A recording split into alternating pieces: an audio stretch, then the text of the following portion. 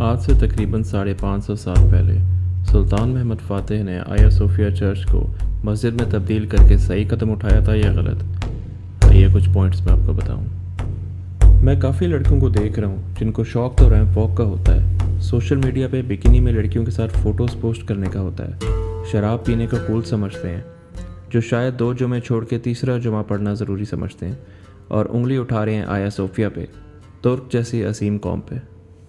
मस्जिद में तब्दील होने से पहले आया सोफिया जब तक एक चर्च था, ईसाइयों का ये अकीदा था, ये मानना था इस चर्च को लेके कि जब तक ये चर्च खड़ा है अपनी जगह पे, मुसलमान कभी भी आगे नहीं बढ़ सकते और ना ही इस्लाम फैल सकता है। उनका एक स्पिरिचुअल कनेक्शन था इसके साथ। तारीख़ में मुसलमानों ने जब भी किसी जगह पे फ़तह हासिल की हो, वहाँ मौजूद चर्चेस को ना ही कभी तोड़ा गया और ना ही उनको मस्जिदों में तब्दील किया गया, बल्कि क्रिश्चियंस को खुली आज़ादी दी गई अपना मज़हब प्रैक्टिस करने के लिए। सिर्फ एक आया सोफिया है जिसको मस्जिद में तब्दील किया गया था। ऐसा क्यों हुआ? जो सेकुलर हिस्सा है मुसलमान दुनिया का, वो इस फैसले के ख़िलाफ़ बोल रहा है कि इसको मस्जिद में तब्दील क्यों किया गया। एक चीज़ समझ लीजिए, सेकुलर लफ्ज़ का मतलब होता है वो चलता फिरता इंसान जिसका दीन, ईमान, मज़हब से बहुत ही कम ताल्लुक़ हो, यानी having little or no ties to faith and religion. आगे बढ़ने से पहले मैं आपको ये बताता चलूँ कि आया सोफिया की हदीस के हवाले से क्या अहमियत है। हज़रत मोहम्मद सल्लल्लाहु अलैहि वसल्लम ने फरमाया था कि वो मुस्लिम कमांडर या वो मुस्लिम लश्कर जो किस्तिनिया को फ़तह करेगा वो एक अजीम कमांडर होगा और जन्नती होगा। उसके बाद बहुत सारे अजीम लोग आए जो हुज़ूर सल्लल्लाहु अलैहि वसल्लम की इस बिशारत पे उतरने के लिए किस्तिनिया को फ़तह करने में लगे रहे। नेवल यार्ड तो हज़रत उस्मान रज़ी अल्लाह तआला अन्हु के दौर में ही बन गया था। उसके बाद उमय्यद और अब्बासीद भी लगे रहे और फिर फाइनली उस्मानी तुर्क थे और उनमें भी सुल्तान महमद फ़ातिह थे जिनके नसीब में ये फ़तह थी। हज़रत अबू अंसारी वो सहाबा हैं जो रसूलुल्लाह की इस बिशारत को सुनने के बाद किस्तिनिया की फ़तह में शामिल होने के लिए चले गए और वहाँ पे वफ़ात पा गए। उनकी कब्र मुबारक आज भी तुर्की में मौजूद है और उनके बारे में इंटरनेट पे आप आसानी से मालूमात हासिल कर सकते हैं। ये सब मैंने आपको इसलिए बताया ताकि आपको हदीस की अहमियत पता चल सके। तो वो सेकुलर पाकिस्तानी जो इसके ख़िलाफ़ अपनी आवाज़ उठा रहे हैं आज़ादी और ह्यूमन राइट्स के नाम पे, उनको चाहिए कि वो जहालत के उस दायरे से बाहर आ जाएं, क्योंकि इसका ताल्लुक़ आपके साथ नहीं है बल्कि नबी पाक सल्लल्लाहु अलैहि वसल्लम की बिशारत के साथ है। तो उनकी बिशारत पे उतरने वाला शख्स एक हराम अमल कैसे कर सकता है? लेकिन सुल्तान महमद फ़ातिह का आया सोफिया को मस्जिद में तब्दील करना और किस्तिनिया को फ़तह करना, ये दोनों एक अलग अमल हैं। आया सोफिया को मस्जिद में तब्दील करने की एक और वजह भी थी। बाइजेंटाइन एम्पायर के वक्त में क्रिश्चियंस या क्रूसेडर्स, उनका अकीदा ये था कि आया सोफिया चर्च जब तक है मुसलमान कभी भी दुनिया में इस्लाम फैला नहीं सकते और हमेशा शिकस्त ही खाते रहेंगे। और उस वक्त का बादशाह यानी कि कॉन्स्टेंटाइन इस चर्च में बैठ के मुख्तलिफ अहकाम जारी करता था जो कि एक ताकत की निशानी समझा जाता था,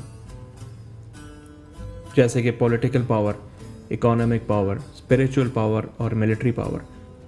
यहाँ तक कि वो अपनी फ़ौजी प्लानिंग भी इसी चर्च में बैठ के करता था। इस चर्च की हैसियत एक मिलिट्री कैसल की तरह थी।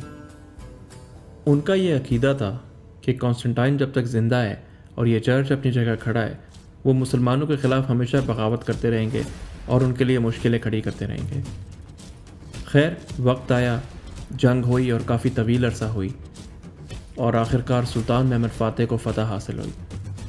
लेकिन उसके बाद हुआ यूं कि कॉन्स्टेंटाइन गायब हो गया, ना वो मारा गया और ना वो गिरफ़्तार हुआ, जिसकी वजह से एक अफवाह फैलने लग गई कि कॉन्स्टेंटाइन एक बड़ी फ़ौज लेने गया है और वो वापस आएगा किस्तिनिया को फ़तह करने, और ये कि उसको फरिश्ते उठा के ले गए हैं। चर्च अभी भी खड़ा था जिसको वो अपनी कामयाबी की निशानी की हैसियत से देख रहे थे, जिसकी वजह से उनका यकीन अभी भी बरकरार था कि वो किस्तिनिया वापस ले लेंगे। सुल्तान अक्सर जंग के दौरान अपने साथ दरवेशों को रखता था जो उसके लिए फ़तह की दुआ करते रहते थे। इसी तरह सुल्तान के मुर्शद हज़रत शमसुद्दीन, जो अक्सर पेंटिंग्स में आपको उनके साथ खड़े दिखाई देंगे, उन्होंने सुल्तान को मशवरा दिया कि इस चर्च को मस्जिद में तब्दील कर दिया जाए ताकि ये मिथ, ये अकीदा, ये ईमान, उनका ये यकीन कि जब तक ये चर्च है वो मुसलमानों के ख़िलाफ़ बगावत करते रहेंगे और हमेशा कामयाब होते रहेंगे, ये ख़त्म होकर रह जाए। ये एक साइकोलॉजिकल वॉरफेयर था, एक साइकोलॉजिकल डिफीट थी उनके लिए। ये साइकोलॉजिकल ऑपरेशन एक जंगी अमल था, एक सियासी ज़रूरत थी और दीनी ज़रूरत भी थी। बाइजेंटाइंस ये समझ चुके थे कि अब किस्तिनतीनिया कभी दोबारा फ़तह नहीं हो सकता और ना ही कॉन्स्टेंटाइन वापस आने वाला है। उनकी ये सारी सोचें दम तोड़नी थीं। ये उनकी एक नफ्सियाती मौत थी। इसने उनके सारे फ्यूचर प्लान्स तबाह कर दिए थे। ये एक मास्टर स्ट्रोक था। और इसी तरह अल्लाह की बरक़ात नाज़िल हुई और उस्मानी तुर्क फैलते चले गए। इल्म और शरीयत के मुताबिक है ये बात। तहरीक बगावत को तोड़ना, उन सब काफिराना मंसूबों को तबाह करना, ये सब शरीयत के मुताबिक था। उनके रूहानी अकायद को तबाह करना, जैसे कि आज आपके रूहानी अकायद कमज़ोर हैं। और फिर 500 साल तक हरमैन और मस्जिद नबी की हिफाजत तुर्कों के ज़िम्मे आई और बहुत अदब से मस्जिद नबी की तामीर की। ख़ातिमुल हरमैन और शरीफैन बने। ये सारी निशानियाँ जन्नती लोगों की हैं। तो बिला वजह इस बात में अपनी टांग न अड़ाएं, बल्कि अपना मुतालिया करें। हज़ारों और चर्च भी थे उस्मानिया सल्तनत में। किसी को तब्दील या तोड़ा नहीं गया, सिर्फ इसको किया गया और उसकी वजह आपको बता दी है। किसी और चर्च के साथ क्रिश्चियंस का कोई अकीदा या कोई स्पिरिचुअल कनेक्शन नहीं था जैसा आया सोफिया के साथ था। तो इस अकीदे की जड़ काटना ज़रूरी था, जैसा आज आपने वेस्ट और बॉलीवुड के साथ मिलके अपनी जड़ें काट दी हैं। सुल्तान महमद फ़ातिह ने बद्दुआ दी थी उस शख्स को जो इसको मस्जिद से हटाकर कुछ और बनाए, और जो जन्नती सुल्तान हैं जिनके बारे में रसूलुल्लाह सल्लल्लाहु अलैहि वसल्लम की बिशारत थी, उसकी ख्वाहिश को पूरा करना हम पर वाजिब है। तो वो नासमझ पेट्स पालने वाले लोग जो इसके ख़िलाफ़ बोल रहे हैं, अपनी तालीम में इजाफ़ा करें और अपने अकीदे को दुरुस्त करें। और अगर ना भी करें तो एर्दोगान को उनके ख़यालात से और उनकी बातों से कोई फ़र्क नहीं पड़ता। इस अमल का ताल्लुक़ आखिरत से है, ना कि उनके घटिया ख़यालात से। इनके बस में अगर हो तो ये तो अपने मोहल्ले की जामिया मस्जिद को भी तोड़ दें। हमज़ा अली अब्बासी जैसे लोग जो चार्ल्स डार्विन और स्टीफन सी मायर्स को पढ़ के 2 हफ्ते पहले ही इस्लाम में आने का दावा करते हैं, इनसे आगाह रहें। यही है वो आखिरी वक्त के फितने जिनके बारे में नबी पाक सल्लल्लाहु अलैहि वसल्लम ने आगाह कर दिया था आज से 1400 साल पहले। यही है वो लोग जो इस्लाम के बारे में अपनी थ्योरीज पेश करके अलग अलग सेक्टर्स बनाते हैं और लोगों को गुमराह करते हैं। ये बंदा हर उस बात में टांग अड़ाता है जो अकीदे के मुताबिक होती है और फिर मासूम बन के कहता है कि मैं सवाल भी ना करूं।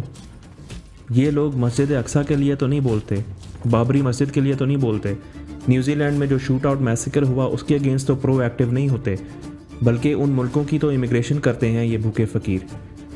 जिस तरह इसराइल और इंडिया और अमेरिका को फ़लस्तीन पर जुल्म करने से, कश्मीर पर जुल्म करने से और आपके रोने से कोई फ़र्क नहीं पड़ता, इसी तरह एर्दोगान को इन फजूल सेक्युलर लोगों की बातों से भी कोई फ़र्क नहीं पड़ता। आज का दौर इतना ख़तरनाक है कि मैंने अच्छे अच्छे कुरान हाफिज़ों को कादियानियत इख्तियार करते हुए देखा है। तो हमज़ा अली अब्बासी तो फिर भी चार्ल्स डार्विन पढ़ के आया है। ये वही वक्त है जिसके बारे में हज़रत मोहम्मद सल्लल्लाहु अलैहि वसल्लम ने फरमाया था कि सुबह के वक्त बंदा मोमिन होगा और रात तक गैर मोमिन। जब आप ऊपर जाएंगे तो अल्लाह आपसे ये नहीं पूछेगा कि तुमने इंडिया के जट्स गिराए थे या नहीं, या इलेक्शन में बैट को या शेर को वोट दिया था कि नहीं। अल्लाह आपसे पूछेगा कि जो ज़मीन मैंने तुम्हें अता की थी उसमें तुमने मेरा निज़ाम कायम किया था या नहीं। हमारा मुल्क कोई शक नहीं अल्लाह के फजल से हमारी अजीम फ़ौज की वजह से कायम है, लेकिन अगर वो भी बॉर्डर पे जाके अल्लाह के निज़ाम को बचाने के बजाय मुल्की लीडरशिप या किसी दुनियावी अकीदे के लिए मरते हैं तो वो शहीद नहीं है, वो अल्लाह को कबूल नहीं। लेकिन बात तो ये है कि हमारे फ़ौजी बेचारे हमें प्रोटेक्ट तो करते हैं। कहने को तो पाकिस्तान का मतलब ला इलाहा इल्लल्लाह, लेकिन क्या इस हदूद के अंदर अल्लाह का निज़ाम कायम है या नहीं?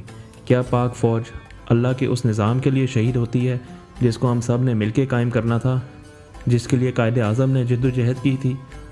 किस चीज़ को प्रोटेक्ट करते हैं हम? किसी पाकिस्तानी को कोई हक़ नहीं है कि तुर्कों के इस फ़ैसले के ख़िलाफ़ बोले, क्योंकि इसका ताल्लुक़ दीन व हदीस से है।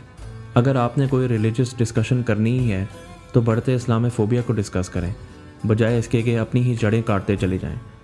आज फ़लस्तीन का नाम गूगल और एप्पल मैप से हटा दिया गया है ताकि आने वाली जनरेशन्स को पता ही ना चले कि फ़लस्तीन भी कुछ था।